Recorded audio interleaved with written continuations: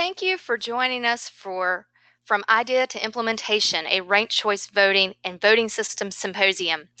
Our second session, RCV Successes, a look at actual implementations, will begin shortly. My name is Karen Brinson Bell, and I'm a member of the Ranked Choice Voting Resource Center consulting team, and I will be your moderator for this session.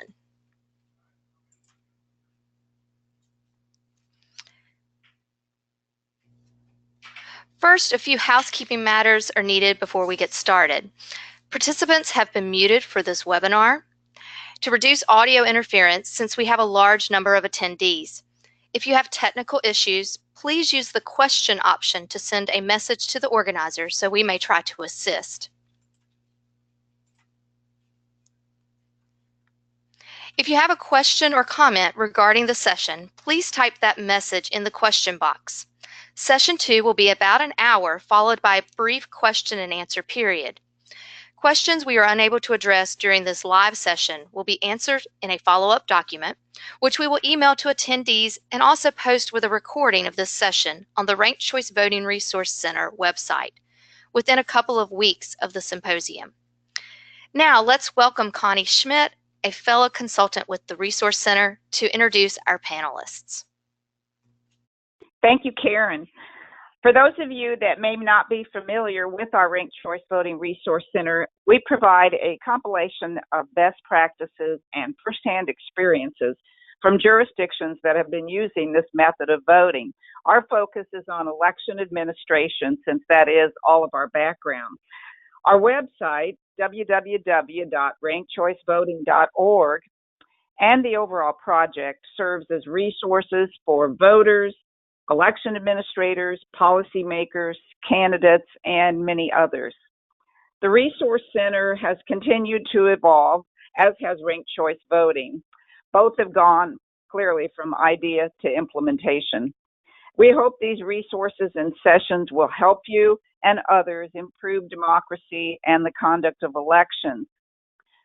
I'm going to now have the opportunity to introduce our panelists for session 2. They're all very familiar with ranked choice voting, and they've administered elections with this voting method for many years. I'm going to be introducing them in the order in which you're going to be hearing from them. First is Grace Wachlarowicz, and she is the Assistant City Clerk, Director of Elections and Voter Services for the City of Minneapolis, Minnesota. Grace has a degree in business administration, and she's a CERA graduate. For over 25 years, she has administered all facets of municipal, school district, state, and federal elections. Since 2012, she has oversaw the election administration for the City of Minneapolis, which is the third largest election jurisdiction in the state of Minnesota, with over 240,000 registered voters.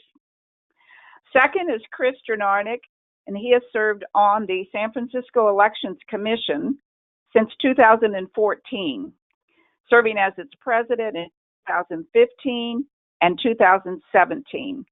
He currently chairs the Commission's Open Source Voting System Technical Advisory Committee. He's been active in election reform for well over 15 years, including drafting of Oakland's Ranked Choice Voting Charter Amendment, which was passed in 2006.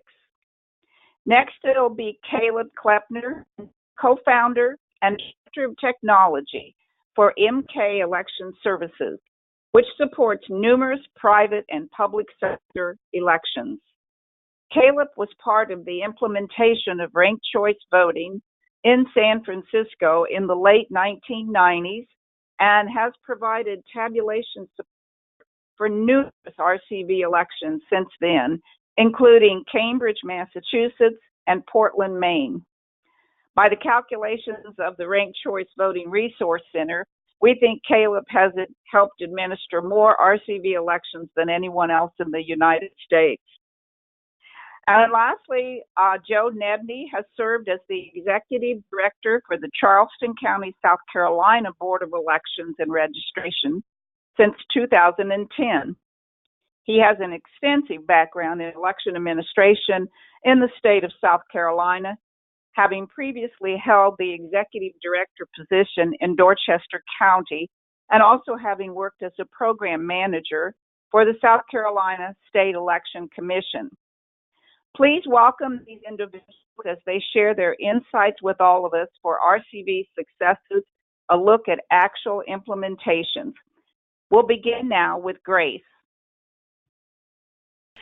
Thank you, Connie. My name is Grace Wachlarowicz, and I am the Director of Elections and Voter Services for the City of Minneapolis.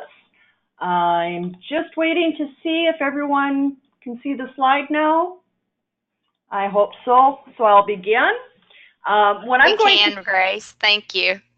Okay, what I'm going to do today is try to give a very high level of how the City of Minneapolis implemented ranked choice voting, as well as some of our voter outreach and education techniques.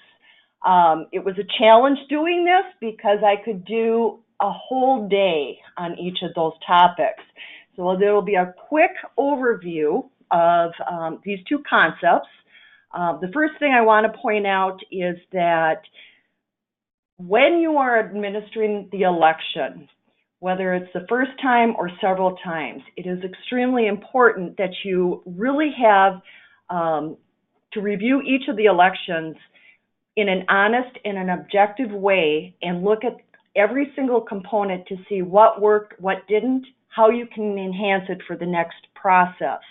Regardless if it's an automated or paper process, you have to continually improve and respond to your community.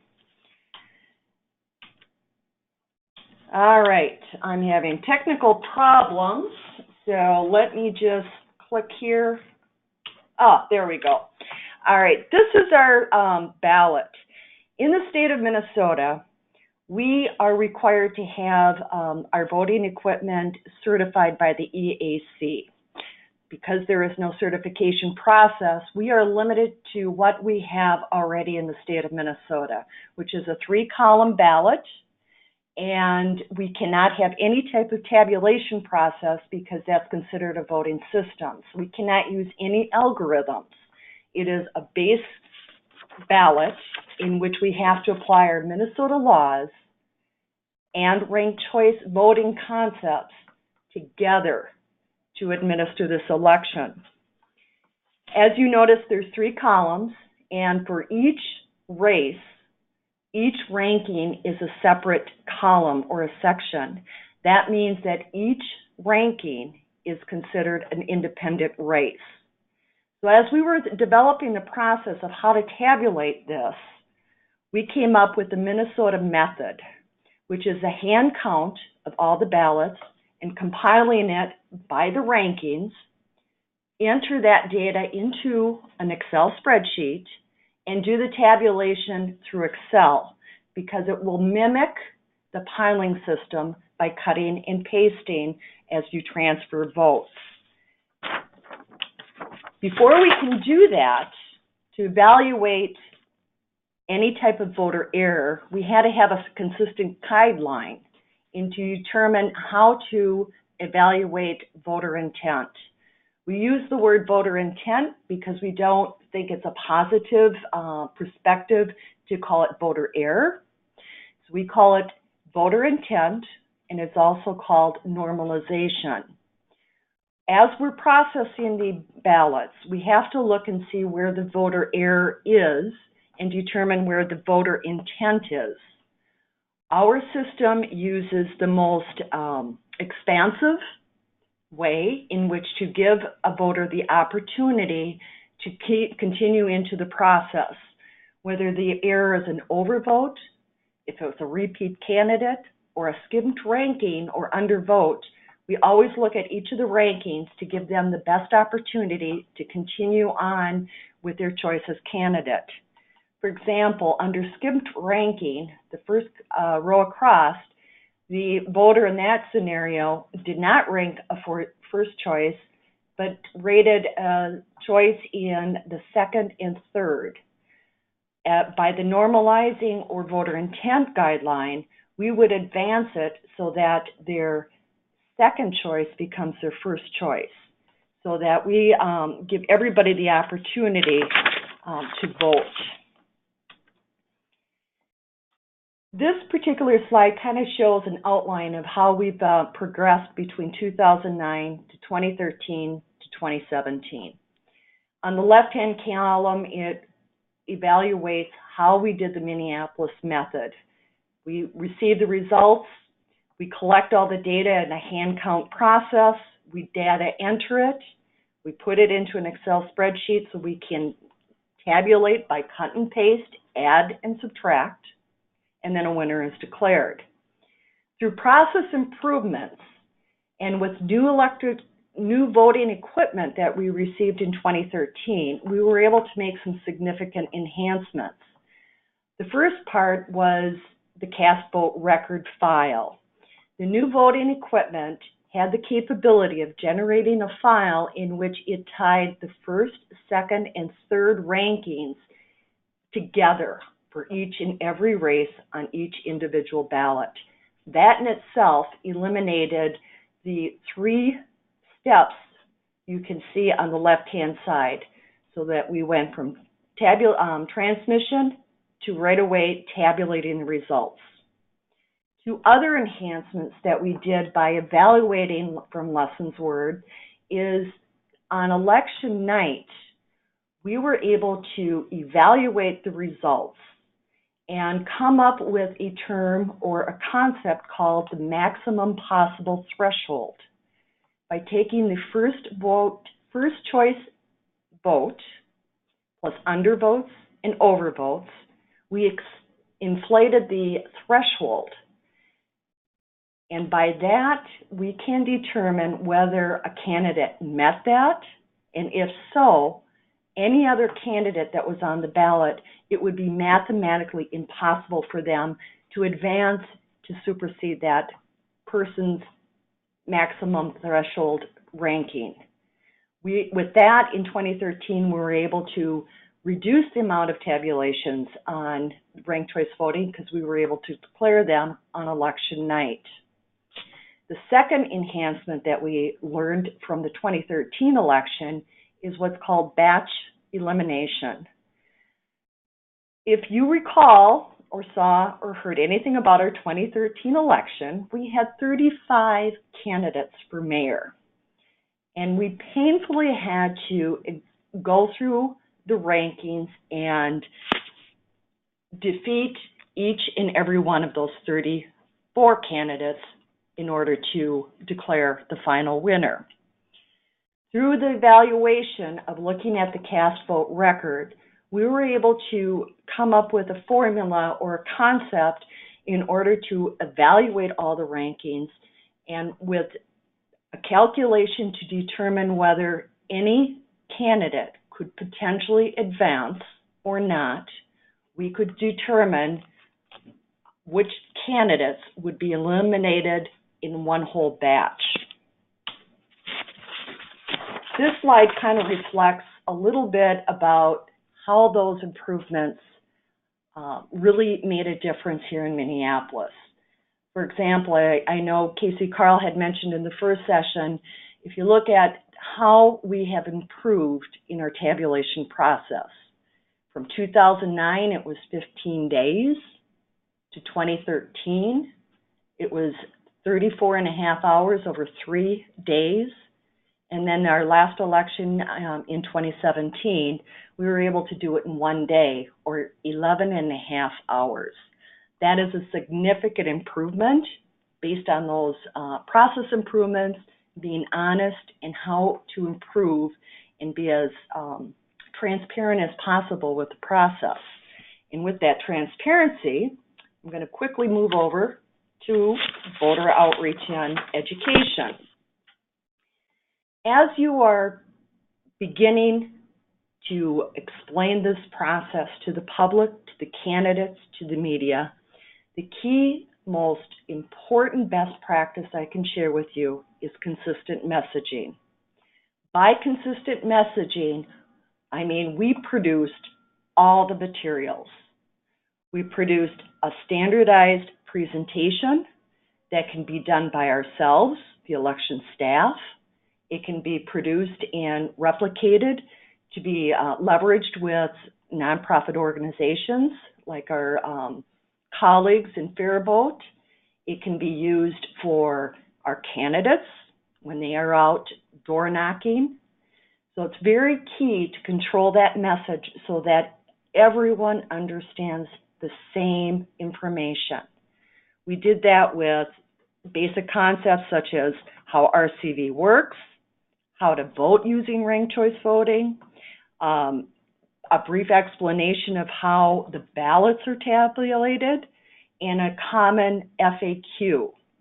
And of course, as an election administrator, we also want to leverage basic voter information. So with all our materials, we always provided the basic voter information and resources. When to vote, how to vote, the dates, how to register, all the basics, all in one package. We also provided videos explaining the ranked choice voting process and also an interactive ballot. And again, those were downloadable so that it could be leveraged to other organizations as well. The second key thing in voter outreach is to perform information forums for both candidates and their representatives, for the public, and the news media. By live streaming it and having it public, you are transparent. It gives you an opportunity to, again, review an overview of the ranked choice voting process, demonstrate how that process actually works, again, promote voter resources, how to register, where the polls are, the times, etc.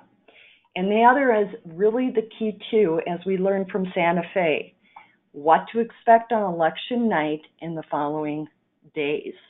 Whether it's an automated or a hand count, you have to set the expectations for everyone on when they will actually get those results. That is key. Another process that we did that we're extremely proud of here in Minneapolis, Minnesota is our voter guide. This informational packet goes out to every household, not registered voters, but every household. So we're leveraging not only informing everyone, but encouraging those that are not registered to vote to have information to consider to vote. So that was the number one key leverage right there. In that particular guide, we had basic information again on how ranked choice voting works, how to mark the ballot, how to access a sample ballot, to download, to practice, to review, to be familiar with that ballot and what it looks like. And again, like I said, voter resources. And as Casey Carl mentioned in the first session, we did an extensive post-election survey after the 2009, 2013, and 2017 municipal elections. That particular survey done by a third party not only surveyed voters, but also non-voters, candidates, and poll workers. And overwhelmingly, in 2017, 80% of those that were surveyed said that the primary source of how they learned about ranked choice voting and basic voter information was directly due to this particular voter guide. So with that very quick, high-level, brief explanation, I do want to provide you with some options as far as getting more information on our website, vote.minneapolismn.gov. If you go to the top, you'll see a tab called Ranked Choice Voting. If you click on that, you also have options for additional pages that will describe how it works, what ranked choice voting is, and the complete history of how the process worked from when it was on the ballot by the citizens who chose ranked choice voting all the way up to current time now as far as our history. If you go to the Results tab, You will see all the results, and most notable, both in 2013 and in 2017, we actually have the data files that we actually use to tabulate the election accessible, so that you can kind of see how we did it, as well as testing various algorithms or whatever system that you choose. And then finally, under the Data Resources tab, we have a section called Election Committee Reports. And this is done by calendar year, but every report in council action that we have presented is listed here. So if you go under 2013, it will list all the different reports and presentations of how we prepared for that election. And in 2014, if you scroll down, you will find the report that's called the 2013 Election and Analysis and Recommendations. And that is an overview of how the 2013 election went with ranked choice voting. And in the very near future, we will be presenting our 2017 report and analysis of the municipal ranked choice voting election in the near future, and that will be posted as well. So with that, I appreciate the opportunity to share some of the information that we have learned over the years in administering ranked choice voting. And with that, I will turn it over to Karen.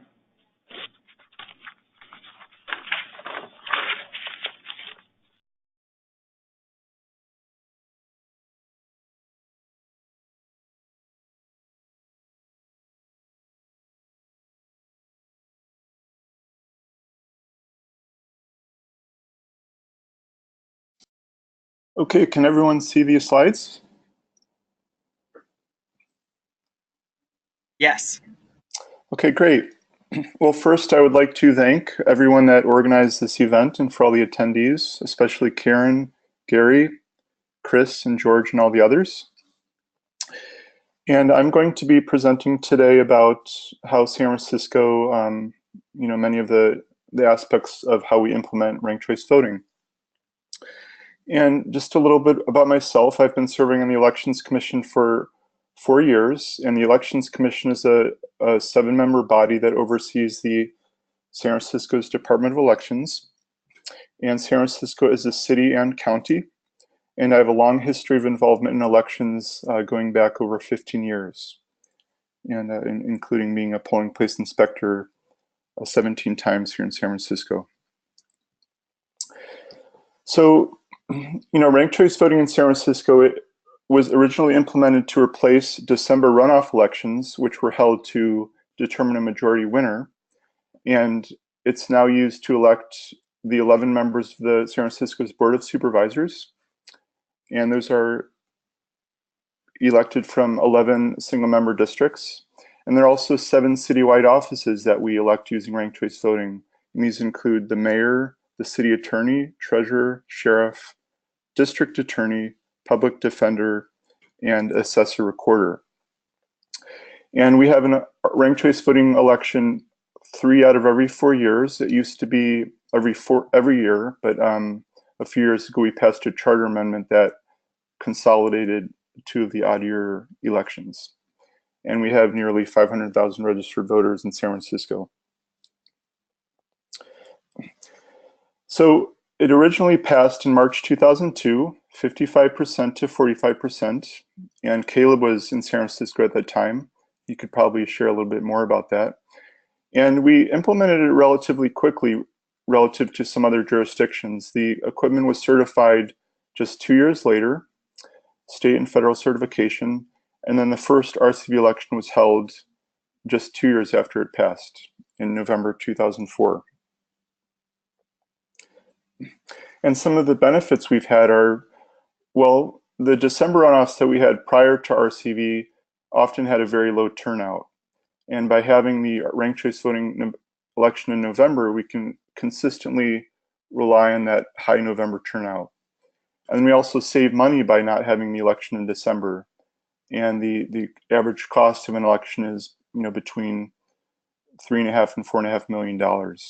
Now I'll have a slide with a little bit more details on that next. And then we also see that the candidates generally run much more positive campaigns. And like right now, we have a special election for mayor, and we see some of the candidates that are campaigning more positively because they want voters' second and third choices. And then of course the voters have more choice at the polling place because they can select not just their favorite candidate, but also the second and third candidate. So here's a breakdown of the costs per election. And you can see that the the paper ballots themselves have a very high cost, $1.5 million in San Francisco's case. And then as well as things like the poll workers, the maintenancing and licensing fees for the voting equipment, and then election services to support the voting equipment. So this kind of breaks down the $3.5 to $4.5 million that is saved by not having a runoff election. And then finally, one of the benefits of ranked choice voting is the actual outcome of the elections. And we've been very fortunate in San Francisco to have a very diverse board of supervisors. And we currently, out of the 11 members, we have 7 women. We have 4 Asian Americans, 3 of whom are women, 2 African American women, 1 member of the LGBT community, and 1 Iranian American. And I should say that in this case right now, 2 of those 11 were appointed, not elected, due to vacancies. So when San Francisco first implemented ranked choice voting, we had the vendor ES&S, so that was in the middle of a contract, and then they had their equipment upgraded to support ranked choice voting. And then we signed a new contract in 2008 with the company that was then called Sequoia, who was purchased later on by Dominion in 2010. And this is the equipment that we're still using today, and I'll be sharing with you some information about that. And then we're currently in contract negotiations with Dominion for our next voting system, which should come on board next year. And another thing I'll speak very briefly about towards the end is that San Francisco is also in the process of potentially developing an open source voting system, which I'll share more information with you about, which could come online in some form, perhaps in 2022. So here's the equipment that we use today in San Francisco, which some of you might be familiar with. This is the Dominion, this is the Insight machine, which you see here. This is the precinct-based scanner. And you can see this is how a voter would see it when they, so we do use paper ballots in San Francisco, and the voter would insert their ballot into this machine. This is from the voter's perspective. And these are pretty old machines. They go back to, before 2008. And I believe this is maybe in fact the same model that maybe even similar to what was in place when we had ES&S. And then for voters with disabilities, this is a picture of the accessible voting machine in polling places. It's called the Edge machine. It's a touch screen, and it has other accessible components to it, like a key press, headphones, and this has a voter verified paper trail on the side that you can see there. So it is not a DRE. In terms of the ballots, today, even though San Francisco's charter says that voters should be allowed to rank all candidates, we are limited by the voting equipment that we purchased back in 2008 to 3 choices. And this is similar to the layout that Grace showed in Minneapolis. We have a 3-column layout, which allows voters to rank up to 3 candidates. And it's a connect to the arrow format. Unfortunately, the new system that we're going to be using starting next year by Dominion, it should allow voters to rank many more than 3 candidates. And this is a picture of a sample ballot from Santa Fe, New Mexico, that started using ranked choice voting this year using Dominion's equipment. So I believe that the equipment we'll be using will have a similar style. So you can see here that it's a much more compact layout. that allows voters to rank more than 3 candidates. And so in San Francisco, we have a very large percentage of voters that vote by mail. I think in the last election, there were 63% of the voters voted by mail. But for voters that vote in the precinct, there are some advantages. And one of them is that voters can receive a message if they perhaps make a mistake on their ballot. And this next slide shows you the messages that the Insight voting machine can give a voter when they insert their paper ballot into the machine. So the 2 messages on the left are messages that apply to any contest, not just RCV contests. And you can see that if a voter were to leave their ballot completely blank, they would get an unvoted ballot message. Or if they overvoted in office, there's an overvote message. But for ranked choice voting, there's 2 additional messages. One is what the Dominion equipment calls an irregular voting pattern. The first one is an overvoted rank, and that's where a voter selects, for example, 2 candidates under the first choice. And then another irregular voting pattern is where if a voter ranks the same candidate in, for example, the first choice and the second choice. So we have an opportunity in the precinct to give voters feedback, and it kind of gives another way to educate voters on the system. And these messages, I believe, are configurable before each election, so you can configure what messages you'd like to give messages at that election. So in terms of reporting results, for ranked choice voting contests, there are 3 components to it. One is we have the round-by-round reports in HTML format and also in PDF format. And finally, there's what's called a ballot image report, which I'll show you, which provides even more detailed information. But first, the reporting is not quite integrated yet. Like, the department has what's called a summary page that shows the results for all elections. And currently, the summary page just shows the first choice totals for RCV contests. And this screenshot is what it shows for an example RCV contest. And you can see that it says that these are just the first choice totals, and then it provides a link to the complete RCV results. And I'll show you that here. If you click on that link, you'll see all the RCV contests there with the links to the PDF and HTML versions, as well as more detailed information about some of the other contests. And if they're to click on the HTML version, here is an example of what the round-by-round results report looks like for our current Dominion system. And this is a race with 4 candidates.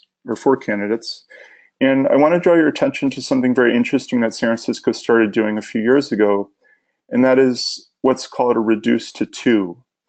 And you can see if you look in round 1 that one of the candidates, Hillary Ronan, she actually achieved a majority in the first round. She had 57.39%. But the Dominion equipment allows us to configure it so that the election is reduced to 2. And what that means is that it will continue the elimination process until there are only 2 candidates left. And you can see in round 4 that there are just 2 candidates. But what this does is it gives voters more information as to how much support that candidate had if it were to go to a two-person runoff. And then this is a screenshot of a ballot image report, and this goes much, much longer, but this provides the raw data which would allow someone to actually compute a ranked choice voting at home using their own computer program. And these numbers here kind of encode which candidates were ranked at the first, second, and third choices. And there's a separate file that has the key for these codes. But it's just to kind of give you an idea that this is raw data. In terms of how often the results are reported, on election night, the RCV results are reported twice. In the first report, that includes all of the vote by mail ballots that came in prior to all the precinct results being scanned in or uploaded. And then the last election right report includes RCV. And this includes, again, not just the first choice totals, but also the round by round and the ballot image report. And then it also includes every day after election night, the updated results as they're scanning more vote by mail ballots. And here is what it looks like, at the very end. You can see there were 21 of those daily reports, and there was a final report. So the other part of the canvas is the audit, and in California, there's by law a 1% manual tally that's required. And that's done by precinct. We randomly select 1% of precincts. And then for ranked choice voting elections, what we do are we total up the number of first choices in each precinct, the number of second choices, and the number of third choices. We tally those separately and make sure that those totals match. And we also do an in-precinct ranked choice voting tally, just for that precinct. Now, these are our current procedures. I do think they can be improved, but just kind of gives you an idea of how auditing might be a little bit different for an RCV contest. And then the final thing for reporting results are that, after each election in California, the registrar, director of elections, issues a certification letter that asserts the results of an election. And for ranked choice voting, there's sort of an interesting format that the director started doing, rather than, because this is a letter that's signed, you might not want to have a report listing 10 or 20 rounds of a tally. So this letter just includes the first round and the final round, and it's kind of a more condensed format. And I think it really helps to kind of give you a snapshot of the election in a more concise form. And lastly, I just wanted to mention to you a little bit about the open source voting project that San Francisco is engaged in. This is an idea that goes back over 10 years, but there's been growing support within the San Francisco city government to actually develop an open source voting system. And this is what this means is it would be a voting system running on commercial off-the-shelf hardware, and then the software is what's called open source. And that means that it is free for anyone to view the software, and also any jurisdiction could use the software for free and then make improvements or modifications to it. So this would provide the option of having a very affordable voting system that would be free for anyone in the country to use.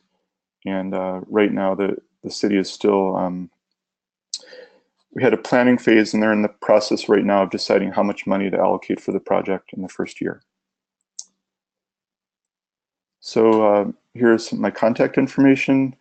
And then the actual Department of Elections website is sfelections.org, which is the department that runs the elections. And on this page, you can see the link to the Elections Commission's website. So thank you.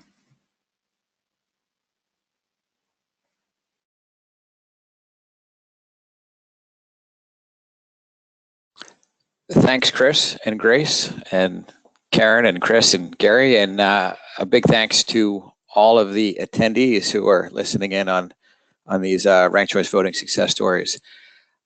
It's nice to talk after Grace and Chris, because I'm going to talk about a use of ranked choice voting that's been going on for 70 years. For San Francisco and Minneapolis, those are relatively recent implementations of ranked choice voting, but Cambridge, Massachusetts has been using ranked choice voting for its city council and school committee elections since the 1940s.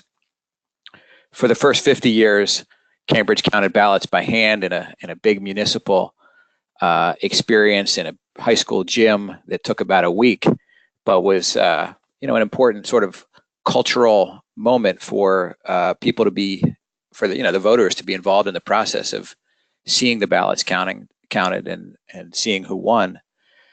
In the mid-90s, the city decided to look into moving to some form of computerized tabulation, and they adopted an optical scanning solution similar to what's done in San Francisco. And for the past 20 years, the city has been using an optical scan solution for its ranked choice voting contests. Under state law, in Massachusetts, for ranked choice voting, you need to allow the voters to rank all of the candidates. And you also need to allow the voters to vote for as many write-in candidates as candidates that you're electing. So for the city council race, where voters are ranking candidates for 9 city council seats, there are also 9 write-in slots on the election, and this has some implications for election administration. And also point out that in Cambridge, the city frequently has many candidates for office. This is a sample ballot from the 2017 election, and I think there were over 20 candidates plus the 9 write-in slots.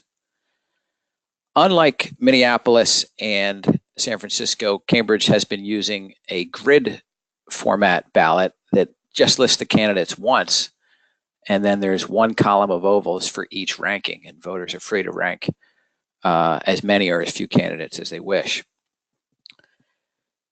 Since the city implemented optical scanning for their ranked choice voting after 50 years of hand counting ballots, there were existing rules, both from the city and from the state, about how to handle ballots with duplicate rankings, overvoted rankings, and skipped rankings. So none of those rules needed to be generated in the case of Cambridge when they moved to optical scanning. In other cities like San Francisco and Minneapolis and Santa Fe, they needed to come up with sort of all of the rules, but those rules had been in existence for 50 years in Cambridge.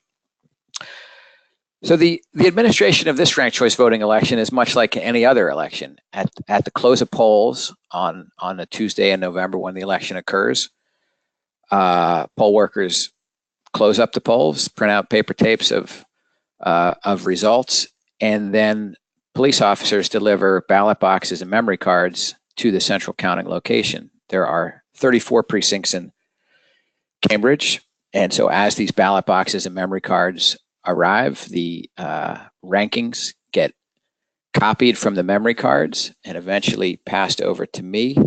And when I've got all 34 sets of rankings from the 34 precincts, I can perform the ranked choice voting tabulation on those rankings. Since 1997, Cambridge has been using software called Choice Plus Pro, which is available for free from a group called Voting Solutions, who developed the software specifically for Cambridge, but it can be used elsewhere. And we then tabulate the results, hand the results over to the Election Commission, who then announces results to the public. The timing is usually around polls close at 8 in Cambridge, and usually by around 10 or 11 p.m., we are presenting unofficial election night results to the public in terms of who won the election.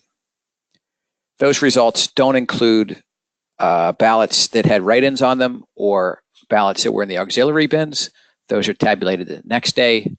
So the next afternoon, after the Election Commission has reviewed all of the ballots that had either write-ins or were in the auxiliary bins. So after the Election Commission has finished reviewing those ballots, we perform another ranked choice voting tabulation, and we produce a second set of results. Those results still aren't final because under Massachusetts state law, if you're an overseas absentee voter and your ballot is postmarked by Election Day, your ballot can be counted. So the official tally is performed 10 days after the election on a Friday afternoon, and that tally includes any provisional ballots that have been accepted by the Election Commission, as well as any overseas absentee ballots. So the reporting schedule is once on election night, once the next day, and then once for the final results, which includes everything.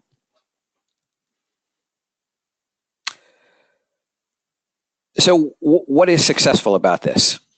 Well, I think the main thing is that it's been used for 70 years, and although there have been periodic attempts to repeal the system, those have all fallen far short of success. And for the last 10 or 20 years, I don't think there have been any real pushes to remove it. Cambridge is pretty used to this system and pretty happy with it, although no election system makes anyone love the functioning of city council or city hall, and people still complain about politicians and bureaucrats. But they do represent. The voters do recognize that the city council represents the voters more accurately than just about any other elected body in the country in terms of the number of people who rank a winner, which is in the 90s. The percentage of ballots that don't contribute to electing someone, it's in the very low percentages, low single digits of percentages.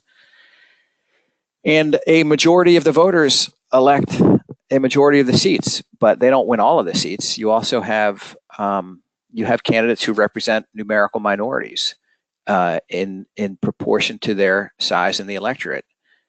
In the case of Cambridge, there's two very clear numerical minorities that have had nearly continuous representation since the 40s, even though they represent no more than about 10% of the electorate. And I would be willing to bet that you can't name another city council that has that kind of representation of a minority that represents 10%.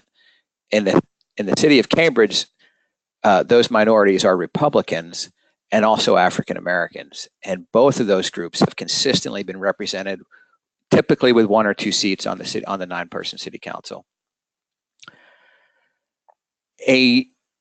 Another benefit for Cambridge of this system is that there's never a need to conduct a special election to fill a vacancy. Using ranked choice voting, it is possible to fill vacancies using the rankings that the voters chose on election day. So if a vacancy occurs, you can go back to those same rankings, retabulate, and know who which next candidate should be elected. So there are no special elections for vacancies, and there are no appointments to city council and school committee in Cambridge. The last thing I'll say is that the future holds a couple of developments for Cambridge. They've been using the same voting equipment for about 20 years. And by the next municipal election, which is November of 2019, they'll have in place new voting equipment. Again, it's going to allow full rankings, 9 write-ins. It'll be a grid-style ballot. And I think that the city will probably implement a more educational form of result reporting. Right now, you can go onto the website and you can page through HTML pages that show round-by-round results. But on election night, the commissioners basically read off the 9 winners for city council and the 6 winners for school committee. And I think by moving to some kind of graphical display of results, it'll be a little more exciting for the voters, a little more interesting for the media to report on, and more educational for the general public. You can get more information about Cambridge at the website cambridgema.gov, cambridgema.gov/election, sample ballots, and so forth. And my guess is that Cambridge will keep using the system for many years to come. Thank you very much.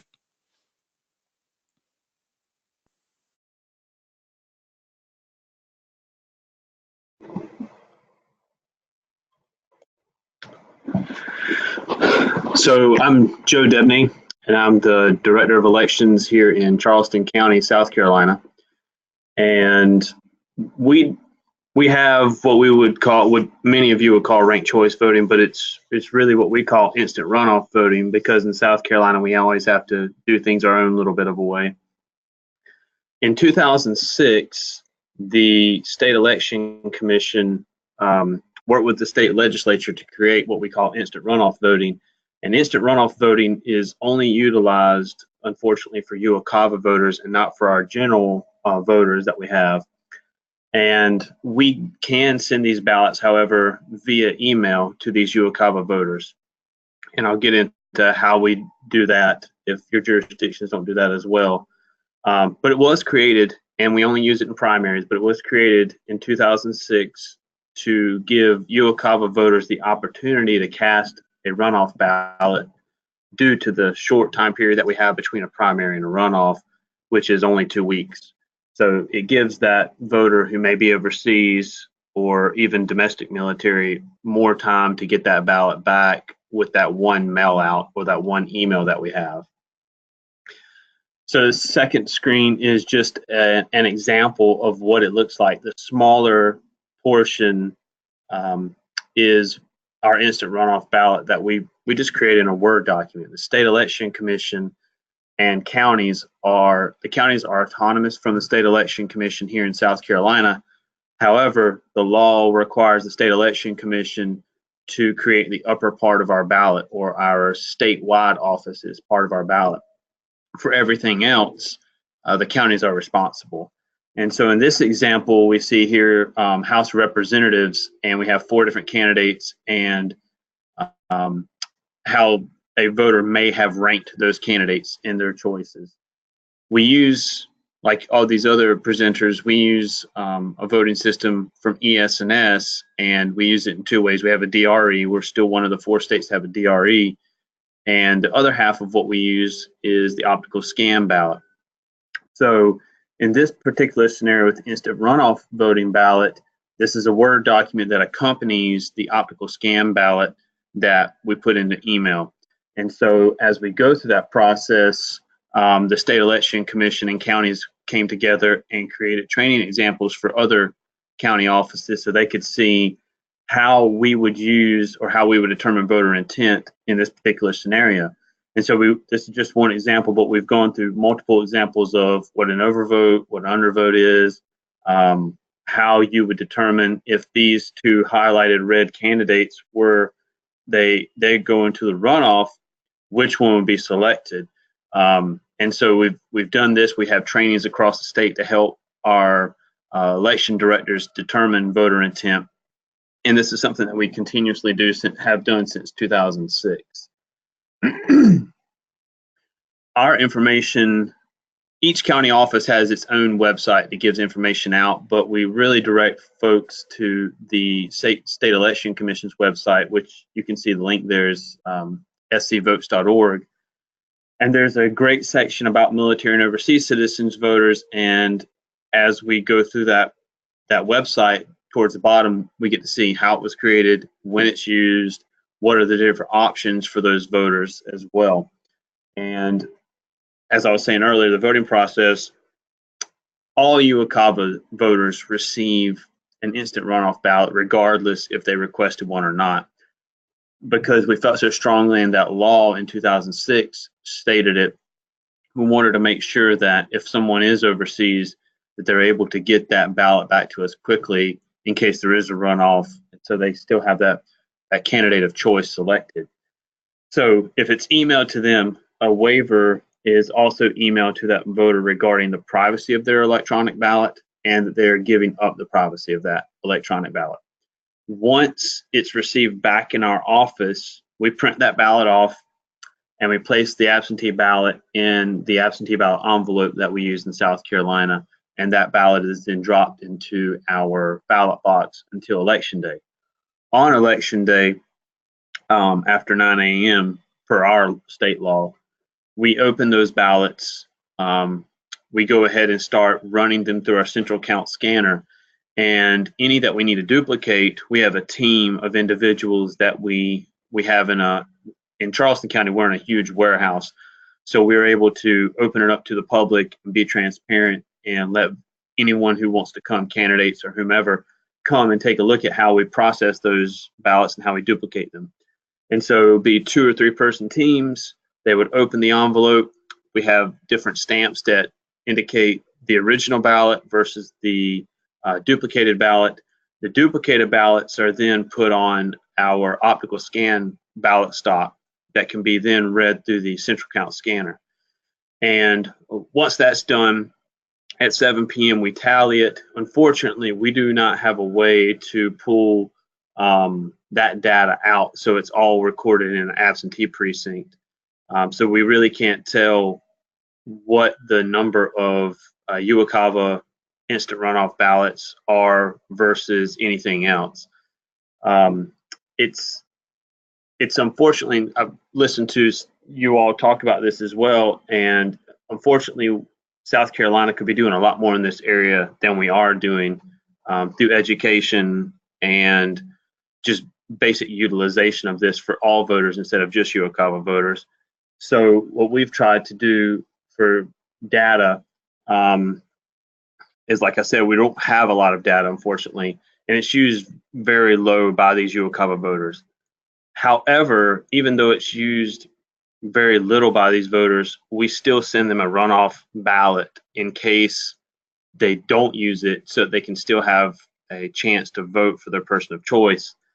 Hopefully in the future, we'll be able to expand it more. We'll be able to utilize some of these ideas that you've all stated for all these other folks as well, so that South Carolina can continue to move forward in this area.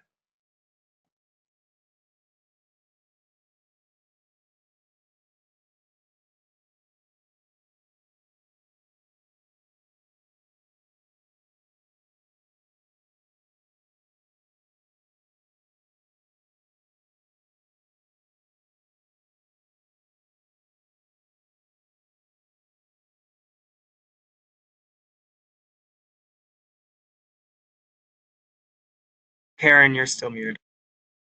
I'm now unmuted, I believe. So thank you. And I believe that was the end of Joe's presentation, or we dropped him, I'm not sure. But we are going to unmute our panelists and go into the question and answer segment. And remember, if you have questions, to type those questions in the question box of the control panel. And we actually do have a good number of questions that have already come in. And I'm going to start with one that is directed to Chris Jerdonek. Has the reduced to 2 model caused voter confusion? And how is this concept explained and reported officially to the public? So the reduced to 2 is a relatively new practice. I think it has only been being used for maybe 2 or 3 of the last elections. And honestly, I'm not sure that the public is widely aware of it. I think, but to answer your question, there hasn't been any confusion. I think what it does is it provides a little bit more information to the public, but I haven't seen any confusion about the results. Okay. We can also try to get some more information if need be to folks in our follow-up document on that. There was a question that came in, do any of the presenters have mixed ballots where there's some races that are ranked choice voting and some that are not? I'm not sure that we have that situation with any of the presenters. Caleb, have you had that experience? Because I don't believe that's the case in Minneapolis or San Francisco.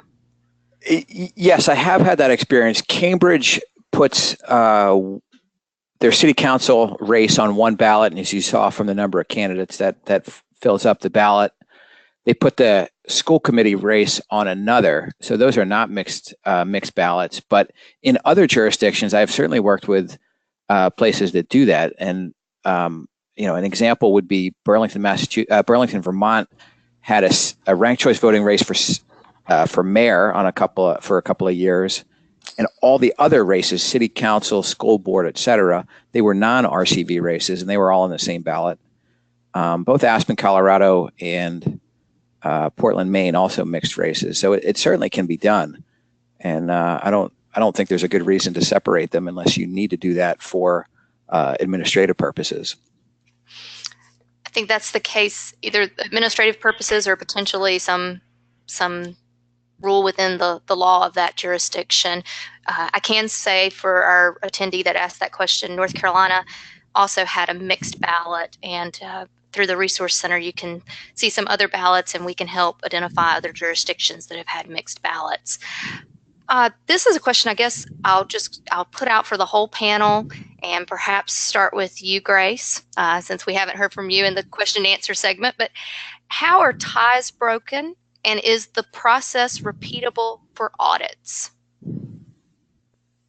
We actually have that in our city charter and ordinances. We actually use a good old-fashioned flip of a coin. And we have specific procedures in notifying the candidates because we go through this long process of tabulation. There's a certain timeline that if they wish to be present.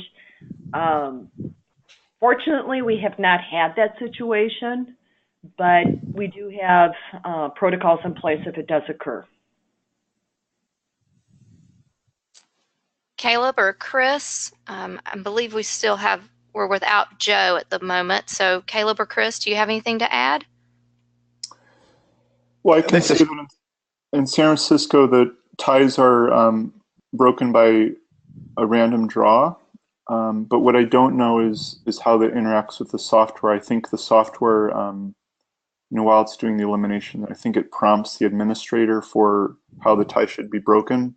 And then I think it's input into that. So in terms of repeatability, if they're an audit, you would just input the same tie break winner, I think. In Cambridge, the law states that in the first round you eliminate every candidate with fewer than 50 votes, and in a ranked choice voting environment, you're generally talking about breaking ties between candidates who are being eliminated, so the candidates with the fewest votes. And if you don't have this kind of bulk elimination of candidates with less than 1% or 50 votes, then you might need to break a meaningless tie between two candidates with one vote each. Most jurisdictions state that you can bulk eliminate candidates that are mathematically eliminated, and that takes care of most of your ties. But in Cambridge, the software stops, and if there is a tie that could affect the outcome, then state law would kick in about how to break that tie, which is generally a coin flip. The jurisdiction would instruct us how to break it, and we would go forward. And so just as Chris was saying, yes, that's completely auditable because you can see exactly the point in the process at which the tie is broken and how it was broken, and then you can continue your audit. This is Grace. Thank you for that clarification. With my response as far as the flip of the coin, that's the assumption that the candidates have been eliminated because it's mathematically impossible for them to succeed to a continuing candidate. So if it occurs, it would probably be between the last two candidates that are still in the running. So that's why it's very simple for Minneapolis. And Joe, I see you're back with us. Is there anything you want to add? I guess yours would be a different situation since the instant runoff ballots would be fed into the overall runoff ballots. Right. It would not. Yeah, we don't have a coin flip or anything like that. It would be considered a no clear preference, and unfortunately, that vote would not be counted. And I'm going to go back to the second question that individual had about is the process repeatable for audits? And Grace, if you'll touch on that a little bit. I know that you've addressed audits some, and then we'll work down the panel so you can each talk about your audit processes. As I indicated, the likelihood of a tie would be between the last two candidates that are still in place, so to speak. That would be documented with how the flip of the coin, certification, etc. The previous defeated candidates is based on mathematical probabilities, and so that's auditable.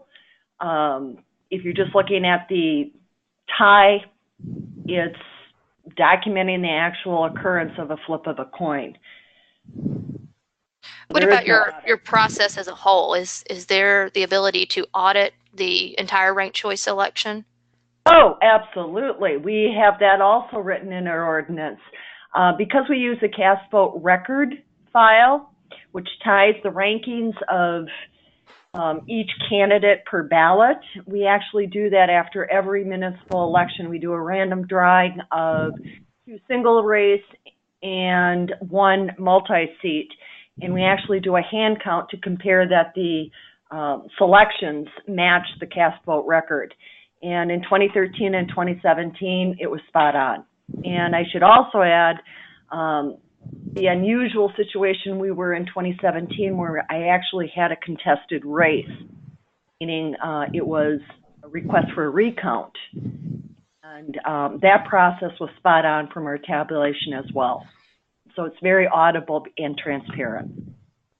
We have a very clear protocol, step-by-step process. Any of the three gentlemen want to talk about auditing RCV elections in your jurisdictions?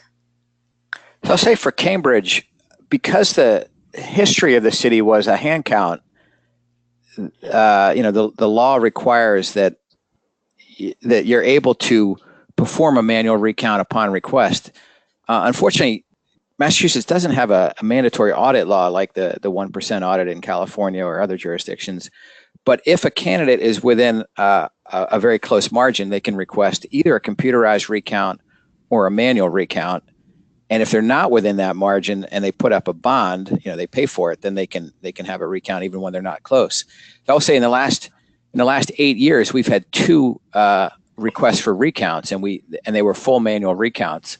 And just as in Grace's experience, the results were unchanged, even though the difference between winning and losing was just a couple ballots out of 20,000 cast. So we were able to recreate the counting of every single computerized ballot using the original actual physical ballots.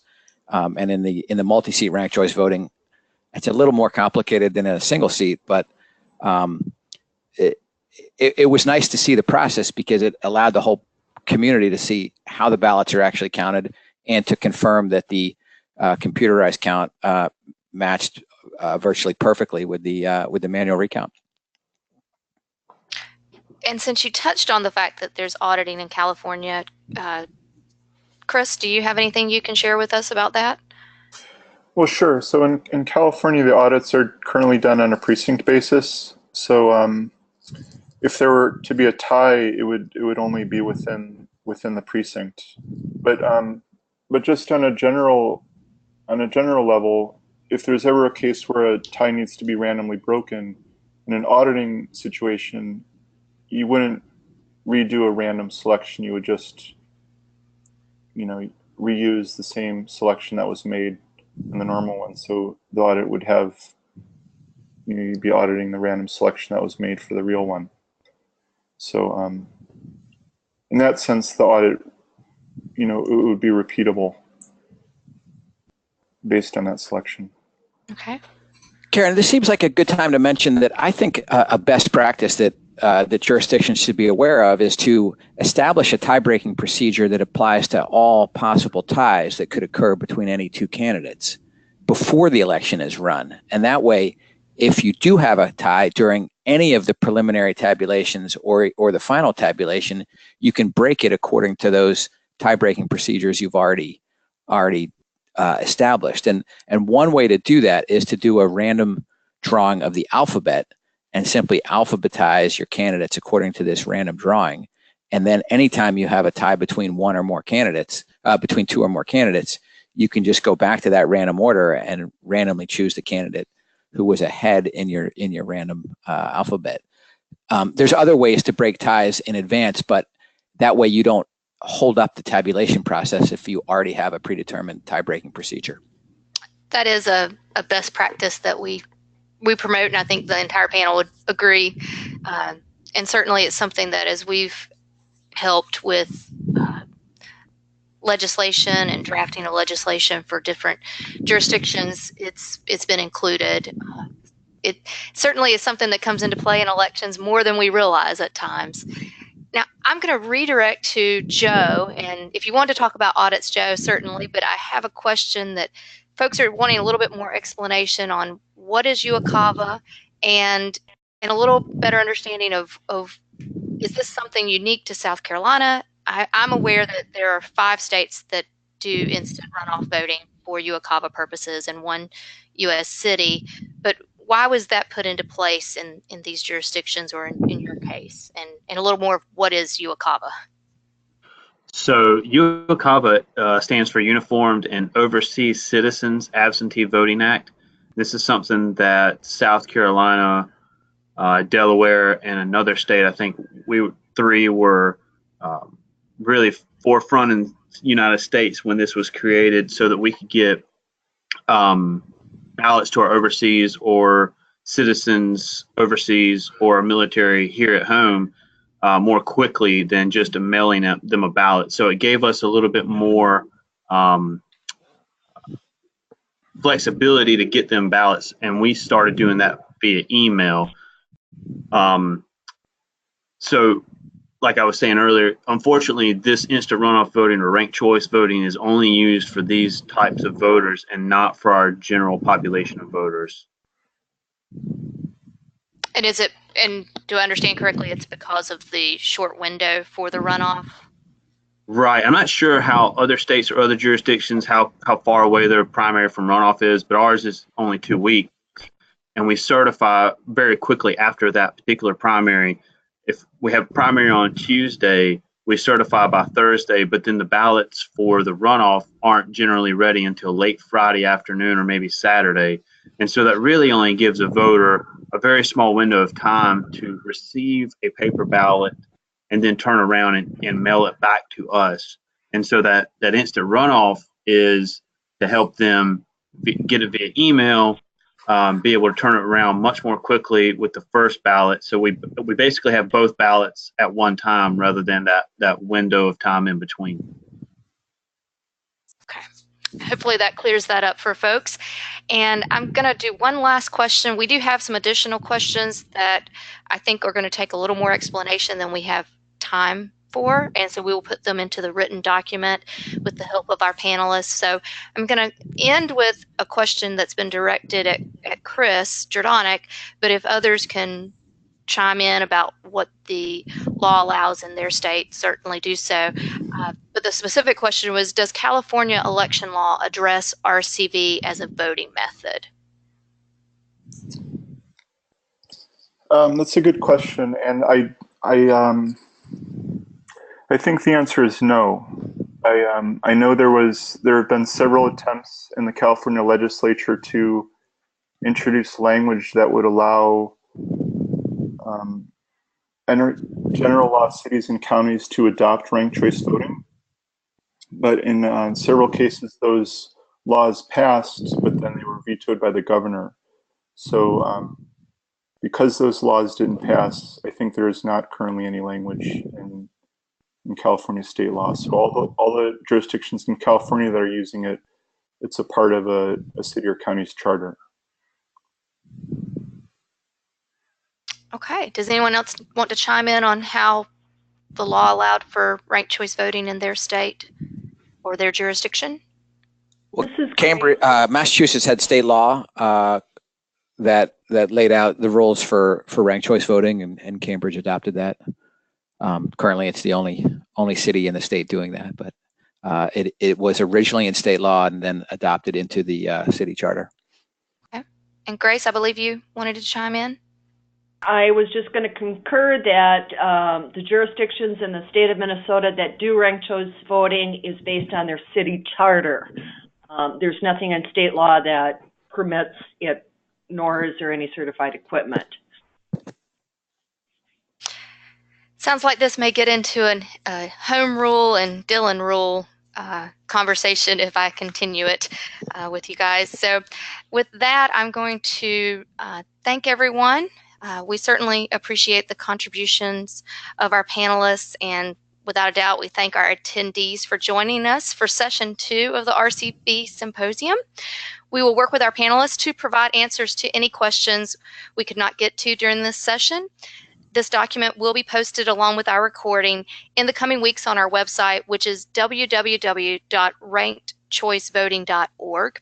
We hope you'll join us at 2:30 p.m. Eastern Time for our next session, which is RCV Case Studies and Future Successes. Until then, we hope you have a good hour break, and we look forward to having you back with us at 2:30 Eastern Time. Thank you.